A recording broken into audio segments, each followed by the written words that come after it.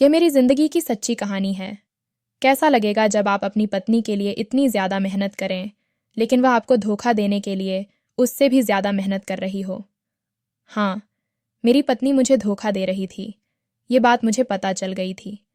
वह रात को बिस्तर से उठ जाती, मैं जानता था।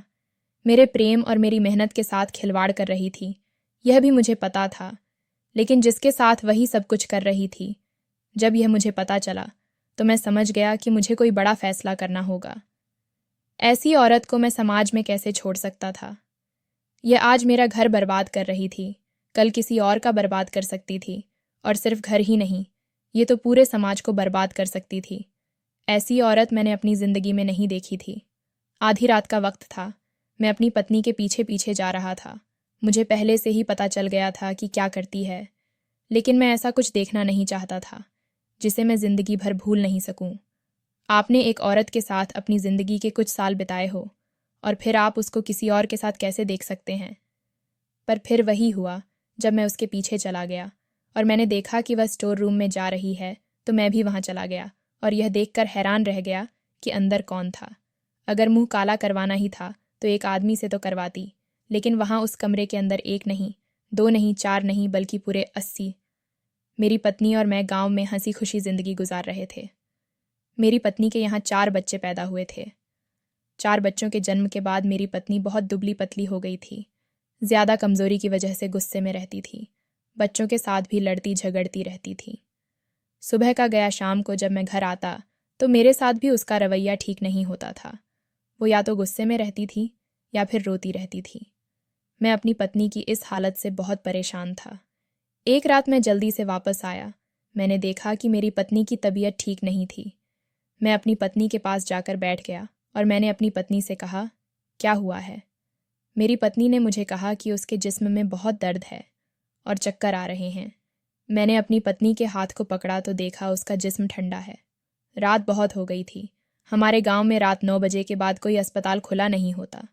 मैं अपनी पत्नी को गांव के एक क्लिनिक में ले गया, क्योंकि वह एक आम क्लिनिक था। उन्होंने मेरी पत्नी को दवा देकर कहा कि आप सुबह किसी अस्पताल में चेकअप करवा लें। मैं अपनी पत्नी के साथ गांव के एक डॉक्टर के पास चला गया। डॉक्टर ने मेरी पत्नी की नब्ज पकड़ी और कहा, कुछ टेस्ट आपको लिख देता हूँ। टेस्ट रिपोर्ट 2 से 3 घंटे बाद मिलनी थी। मैं अपनी पत्नी को लेकर घर चला गया और डॉक्टर साहब से कह दिया कि जैसे ही रिपोर्ट आए आप मुझे कॉल कर लीजिएगा। मैं अपनी पत्नी को लेकर आ जाऊँगा, क्योंकि मेरी पत्नी की तबीयत ठीक नहीं है, बहुत ज़्यादा देर अस्पताल में बैठ नहीं सकती। तकरीबन दोपहर 3 बजे मुझे डॉक्टर साहब की कॉल आई। डॉक्टर साहब ने कहा, आपकी पत्नी की रिपोर्ट आ गई है।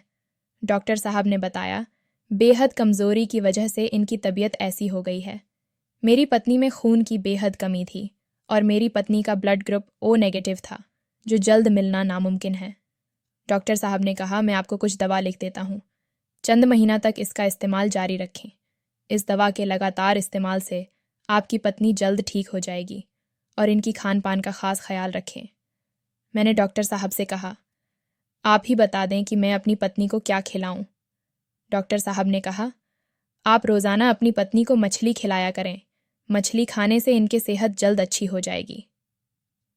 मेरी पत्नी ने डॉक्टर साहब से कहा, डॉक्टर साहब, हम गरीब लोग हैं और रोज़ाना मछली का गोश्त नहीं खरीद सकते। मैंने अपनी पत्नी से कहा कि मुझे तुम्हारी सेहत से बढ़कर और कुछ नहीं चाहिए। वैसे तो मैं एक छोटी सी नौकरी करता था और रोज़ाना इतना खर्च नहीं उठा सकता था, मगर अपनी पत्नी से बेहद मोहब्बत करता था। इसलिए मैंने डॉक्टर साहब की बात सुनकर उनका दिया हुआ नुस्खा लिए और बाहर निकल आया। मैंने अपनी पत्नी से कहा, जैसे डॉक्टर ने कहा है, तुम इस दवा का इस्तेमाल करो। देखना, तुम जल्द ही ठीक हो जाओगी। मेरी पत्नी मेरी ओर देखकर मुस्कुराई और हम घर चले गए।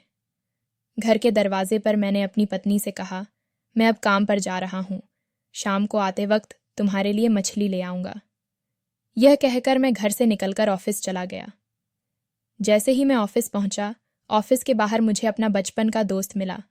वही था जिसके साथ मैंने बचपन में पढ़ा करता था। मुझे उसे देखकर बहुत खुशी हुई। मैंने उसे आवाज़ लगाई और वह भी मुझे देखते ही पहचान गया।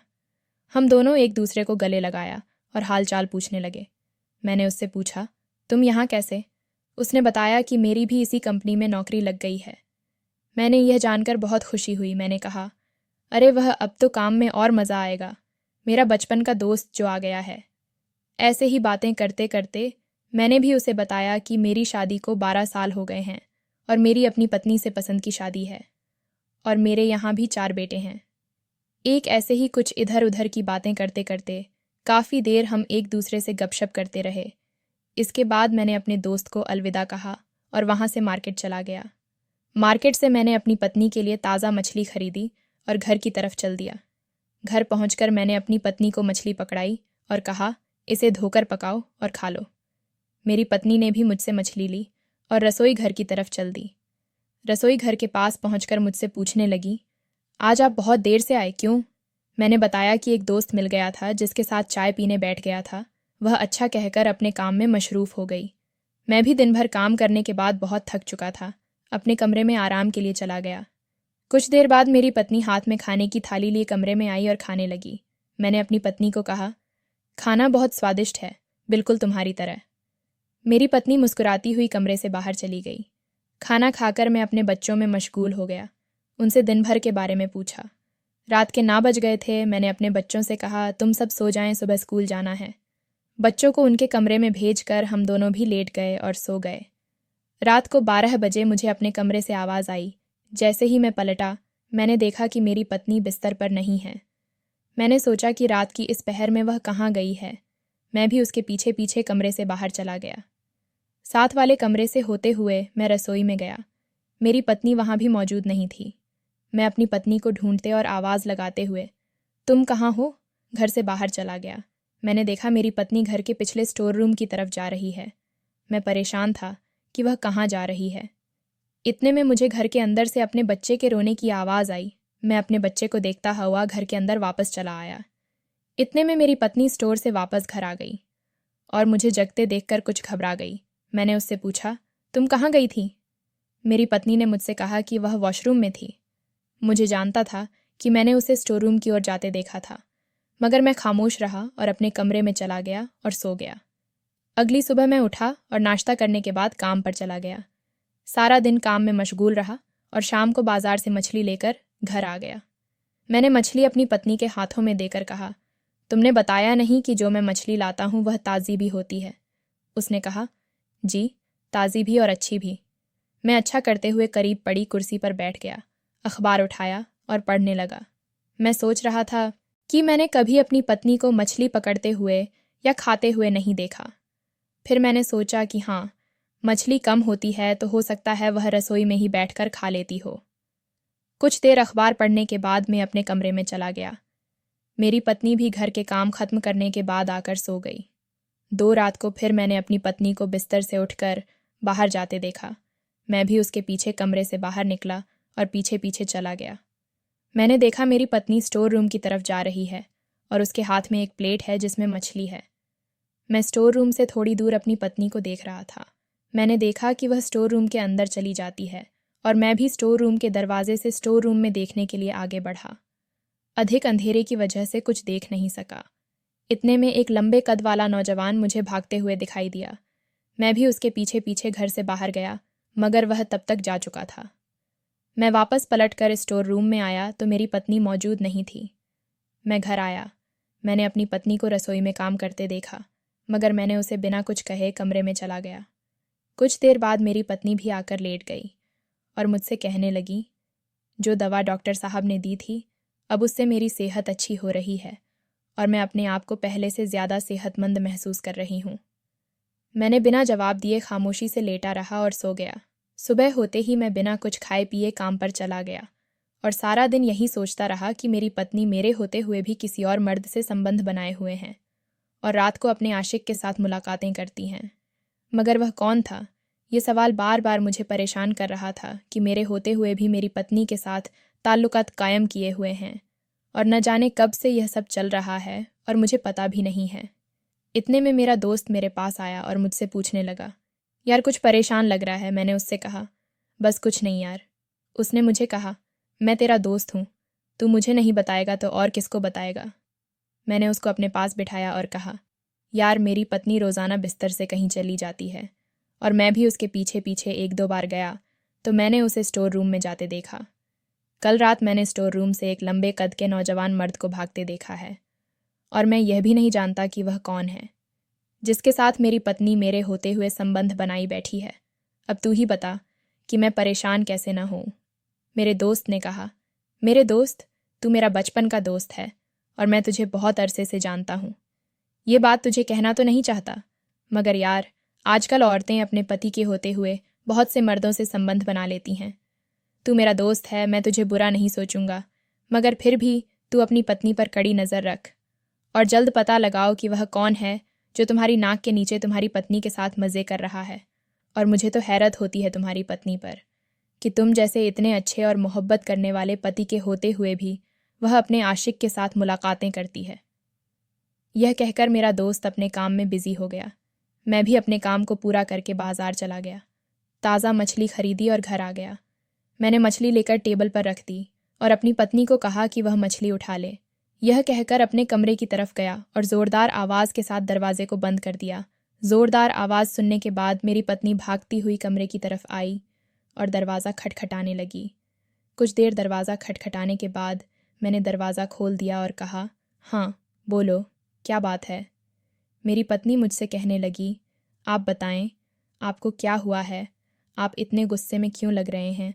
क्या किसी से लड़ाई हुई है या ऑफिस से लड़कर आए हैं? मैंने अपनी पत्नी से कहा, तुम बस मुझे अकेला छोड़ दो और यहाँ से चली जाओ। अपनी पत्नी को कमरे से बाहर निकालते हुए मैंने दरवाज़ा बंद कर लिया। मैं कमरे में जाकर बैठा ही था कि इतने में मेरे बेटे के स्कूल से हेडमास्टर साहब की कॉल आ गई। उन्होंने मेरी खैरियत पूछने के बाद मुझे कहा कि मैं आपके बेटे के बारे में आपसे बात करना चाहता हूँ। 3। मैंने कहा, जी हेडमास्टर साहब, बताएं। उन्होंने मुझे कहा, आपके बेटा आजकल पढ़ाई पर ध्यान नहीं दे रहा है और बहुत ज़्यादा शरारती हो गया है। उसका अपनी क्लास के और लड़कों के साथ भी रवैया अच्छा नहीं है। मुझे तो समझ नहीं आता, आप जैसे होशियार और काबिल पिता के होते हुए आपका बेटा आखिर किस पर चला गया है। मैंने हेडमास्टर साहब से माफ़ी मांगी और कहा, मैं कल स्कूल आऊँगा। वैसे भी आपसे मिले काफ़ी वक्त हो चुका, इसी बहाने आपसे मिल भी लूँगा और अपने बच्चों की पढ़ाई के बारे में बातचीत भी कर लूँगा। और यह कहकर कॉल बंद कर दी। मैंने सोचा, जिसकी माँ ऐसी बदचलन हो उसकी औलाद भी ऐसी ही होगी। यह कहकर मैं लेट गया। कुछ देर बाद मेरी पत्नी कमरे में आई और लेट गई और मुझसे कहने लगी, क्या बात है, आजकल आपकी तबीयत कुछ ठीक नहीं लग रही है। बात बात पर गुस्सा करते हैं और रात को जल्द सो जाते हैं। क्या मुझसे कोई गलती हो गई है? मैंने अपनी पत्नी से कहा, मैं सोना चाहता हूँ, बेहतर है तुम मुझे आराम करने दो। ये कहकर मैं सो गया। अगले दिन सुबह मैंने जागकर नाश्ता किया और नाश्ते के दौरान अपनी पत्नी से कहा कि बड़े बेटे के स्कूल से कॉल आई थी। उसके हेडमास्टर ने स्कूल बुलाया है, तुम तैयार हो जाओ, हमें उसके स्कूल जाना है। मैं तैयार हुआ और मेरी पत्नी भी तैयार हो गई। स्कूल के लिए जाने ही लगे थे कि मेरी पत्नी ने कहा कि उसकी तबीयत बहुत ख़राब है और वह बैठ गई। मैंने उसकी तबीयत देखी तो उसे कहा, चलो ठीक है, मैं अकेला चला जाता हूँ। मैं स्कूल गया, हेडमास्टर साहब से मुलाकात की। उनका हाल चाल पूछने के बाद मैंने हेडमास्टर साहब से पूछा, जी अब बताएं। उन्होंने मुझे मेरे चारों बच्चों के बारे में बताया और यह बताया कि मेरा बड़ा बेटा स्कूल में सिवाय बड़े लड़कों से लड़ाई झगड़े या खेल कूद कुछ नहीं करता है और पढ़ाई पर तो उसका ध्यान ही नहीं है।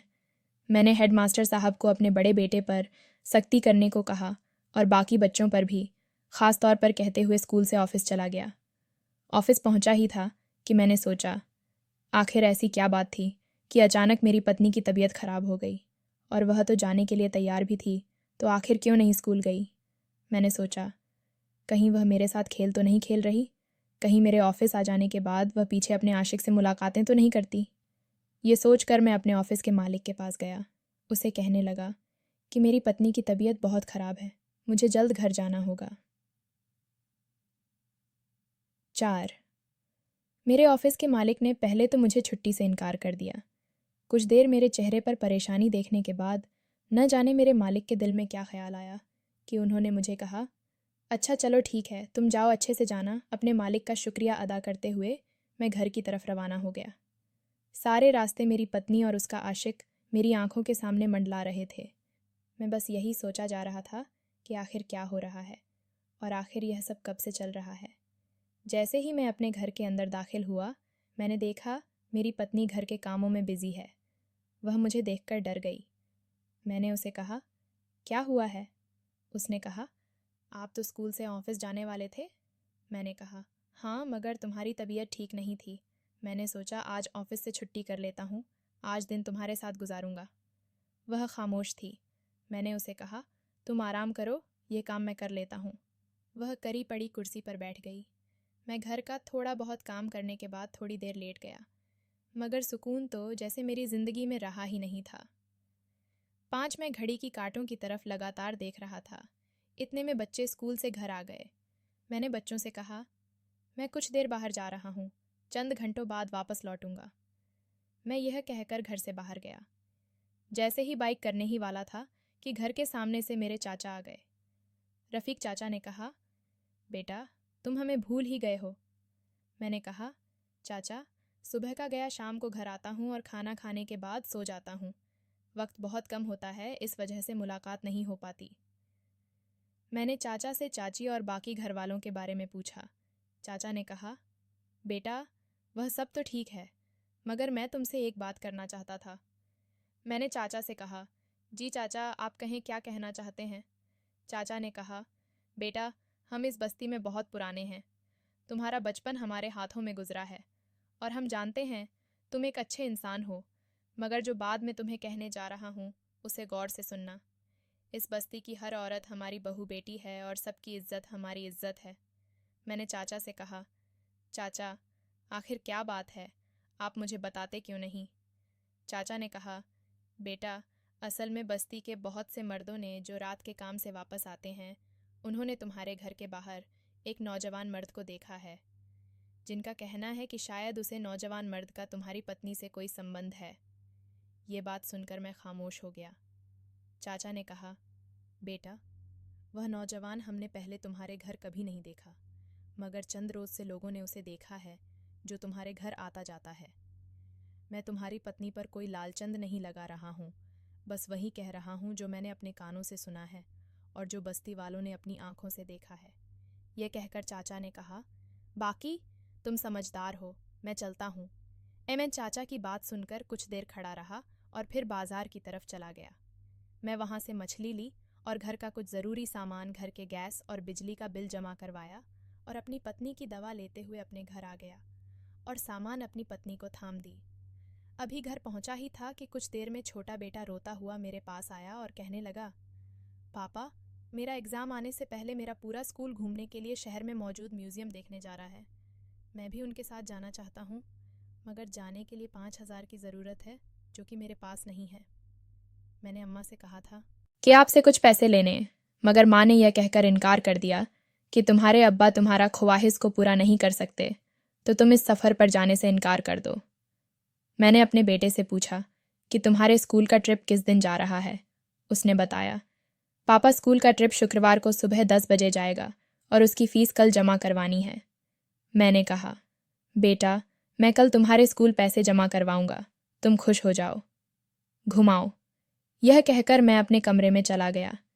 कुछ देर आराम करने के बाद मैं फिर से बैठकर इस बारे में सोचने लगा कि आखिर आप किस तरह अपनी पत्नी और उसके आशिक को रंगे हाथ पकड़ा जाए। मेरी पत्नी कुछ देर बाद कमरे में आई, जिसके साथ मेरे 4 बच्चे भी थे, जो मुझे आकर कहने लगे, बाबा, हमें काफ़ी टाइम हो गया है, हम आपके साथ बाहर घूमने नहीं जाना। मैंने कहा, मैं कहीं जाना नहीं चाहता, तुम सब मुझे अकेला छोड़ दो। मुझे गुस्से में देखकर मेरी पत्नी और बच्चे कमरे से चले गए। मेरी पत्नी ने मेरे छोटे बेटे के हाथ खाने की थाली कमरे में भेजी और कहा, बाबा को खाना दे आओ। मैंने अपने बेटे से कहा, मुझे खाना नहीं खाना है, मैं सोना चाहता हूँ, और मैं सो गया। कुछ देर सोने के बाद मैं जागा।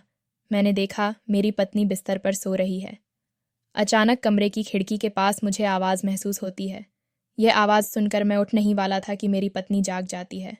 मेरी पत्नी आवाज़ सुनकर कमरे से बाहर निकली ही थी कि मैंने सोच लिया कि आज तो इन दोनों को रंगे हाथों रंगरेलियां मनाते हुए पकड़ लूं। साथ इतने में मेरी पत्नी रसोई से प्लेट में मछली ली है घर से बाहर चली जाती है।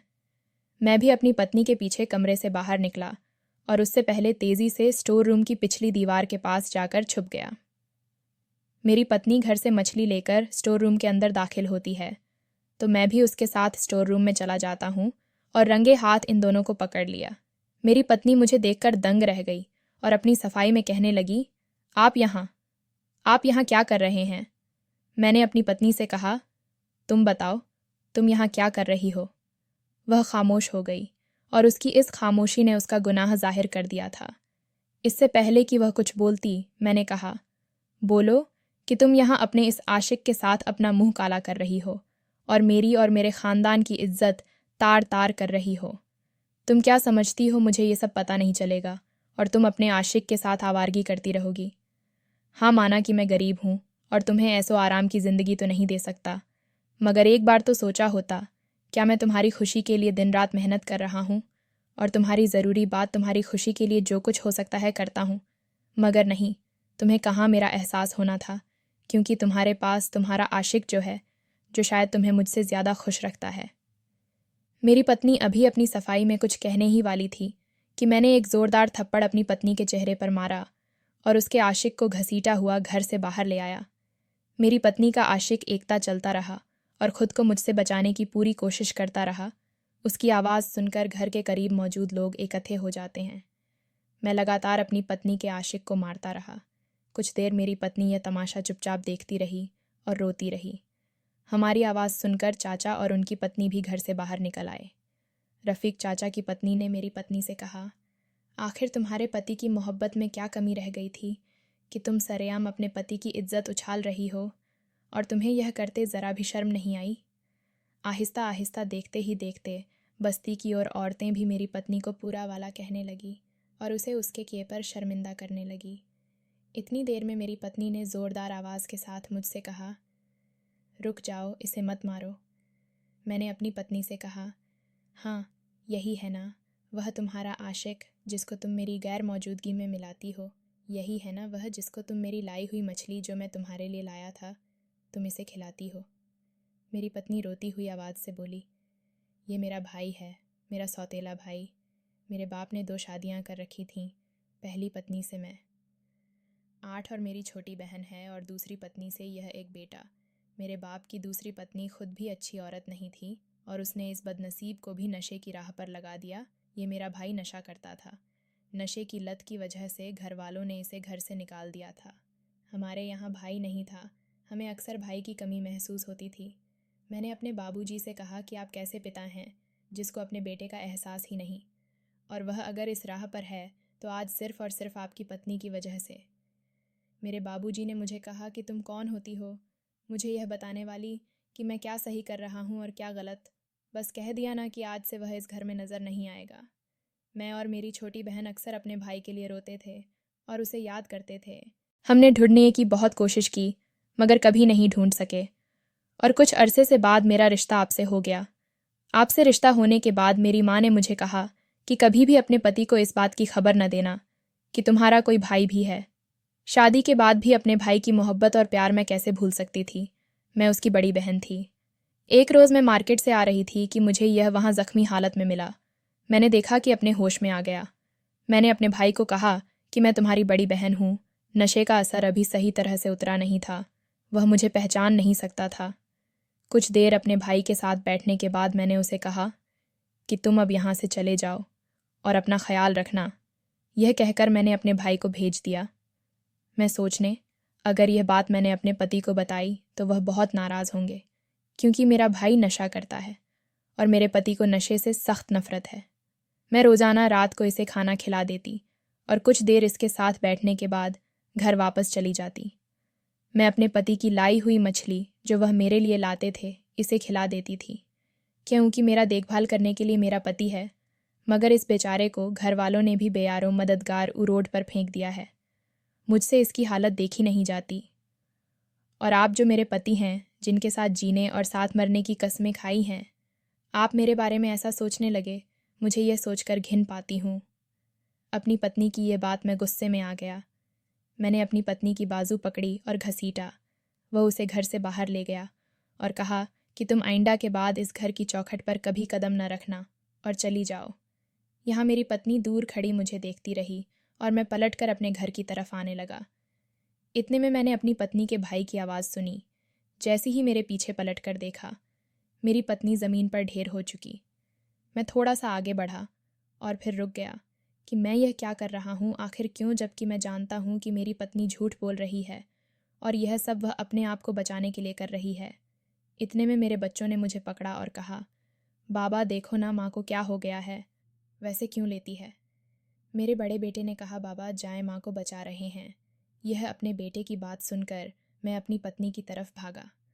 रो से लेकर अस्पताल की तरफ भागा। जसोदा से मैं अपनी पत्नी को लेकर अस्पताल पहुंच चुका था। मेरी पत्नी इमरजेंसी में थी। डॉक्टर ने ज़्यादा से ज़्यादा उसके लिए खून का बंदोबस्त करने का कहा था। मेरी पत्नी का खून वाह नेगेटिव था, जो जल मिलाना नामुमकिन था। डॉक्टर ने कहा, अगर आप जल्द अज जल्द अपनी पत्नी के लिए खून का बंदोबस्त न कर सके तो आप उसे खो देंगे। मैं अपनी पत्नी को खोना नहीं चाहता था। मैंने अस्पताल और उसके तमाम स्टाफ से कहा कि जल्दी जल्दी फ़ोन का बंदोबस्त करें और ख़ुद भी अपनी पत्नी के लिए फ़ोन ढूंढने के लिए निकल गया। जैसे ही मैं आसपास बाहर निकला, मैंने देखा कि मेरी पत्नी का भाई, जिसे मैं अपनी पत्नी का आशिक समझ रहा था, मेरी पत्नी के माँ बाप के साथ अस्पताल के जाने पा रहा है। उसे देखकर तो मेरा जैसे हो नहीं खोल गया हो। मैंने उसे गिरेबान से पकड़ा और कहा, तुम ही हो जिसकी वजह से आज मेरी पत्नी का यह हाल है। मेरी पत्नी के भाई ने मुझे जिम जोड़ते हुए एक ज़ोरदार थप्पड़ मेरे चेहरे पर मारा और कहा, मैं हूँ तुम्हारी है, पत्नी का यह हाल करने वाला कि तुम खुद हो। हाँ, ये आप है जिसने आज अपनी पत्नी को इच्छा की वजह से इस साल तक पहुंचा दिया है कि वह जिंदगी और मौत धर्मेंद्र बोल रही है। 9 इतने में मेरी पत्नी के पिता ने कहा, हाँ बेटा, यह सब मेरा कसूर है। मैंने ही तुम्हें आज तक यह नहीं बताया था कि मेरा एक बेटा भी है और मैं इस सब के लिए तुमसे माफ़ी मांगता हूँ। मैं ये सब सुनकर और परेशान हो गया था कि अब मैं क्या करूँ और किधर जाऊँ। मैंने अपनी पत्नी के पिता और भाई से कहा कि मेरी पत्नी को बचा लेने की ज़रूरत है। वह आईसीयू में है और डॉक्टर ने कहा है कि उसके लिए खून का बंदोबस्त किया जाए और उसका खून कहीं से नहीं मिल रहा है और अगर उसे खून न मिला तो मर जाएगी। सुनकर मेरी पत्नी के पिता ने कहा, बेटा, तुम्हारी पत्नी का ब्लड ग्रुप ओ नेगेटिव है और यह सिर्फ और सिर्फ उसके भाई का है। यह सुनकर मैंने अपनी पत्नी के भाई की तरफ शर्मिंदा आंखों से देखा और हाथ जोड़ते हुए कहा, मेरी पत्नी की ज़िंदगी तुम्हारे हाथ है, कृपया उसे बचा लो। मेरी पत्नी का भाई तेज़ी से हॉस्पिटल की तरफ चला गया और डॉक्टर को कहा, मेरे जितना हो सके खून निकालो मगर मेरी बहन को बचा लो। कुछ देर बाद डॉक्टर ने बताया कि मेरी पत्नी अब बाहर है। मैंने डॉक्टर से कहा, क्या मैं अपनी पत्नी से मिल सकता हूँ? डॉक्टर ने कहा, जी आप मिल सकते हैं, मगर याद रखिएगा पेशेंट को किसी किस्म की परेशानी न हो। मैं सुधार के कमरे में दाखिल हुआ जहाँ मेरी पत्नी मैंने अपनी पत्नी की तरह देखा। वह मुझसे मुंह मोड़कर लेट गई। मैंने कहा, मैं जानता हूँ कि तुम मुझसे नाराज़ हो, मगर मैं तुमसे माफ़ी मांगना चाहता हूँ। एक बार, बस एक बार मुझे माफ़ कर दो। मेरी पत्नी ने उससे कहा, मैं तुमसे किसी किस्म का ताल्लुक़ नहीं रखना चाहती, तुम यहाँ से चले जाओ। इतनी देर में मेरे बच्चे कमरे में आए और कहने लगे, माँ, बाबू को माफ़ कर दो, वह तुम्हारे बगैर नहीं रह सकते हैं। मैंने अपनी पत्नी से कहा, आपसे तुम और तुम्हारा भाई, हम सब एक साथ रहेंगे और तुम्हें आज के बाद कभी भी अपने भाई की कमी महसूस नहीं होगी। मैंने डॉक्टर साहब से पूछा, डॉक्टर साहब, मैं अपनी पत्नी को कब घर ले जा सकता हूँ? डॉक्टर साहब ने बताया, अस्पताल के कुछ छोटे मोटे टेस्ट हैं, उनके बाद आप अपनी पत्नी को घर ले जा सकते हैं। मैं अपनी पत्नी और उसके भाई के साथ अपने घर आ गया और हम सब खुशी खुशी रहने लगे। दोस्तों, वीडियो कैसा लगा कमेंट करके ज़रूर बताएं।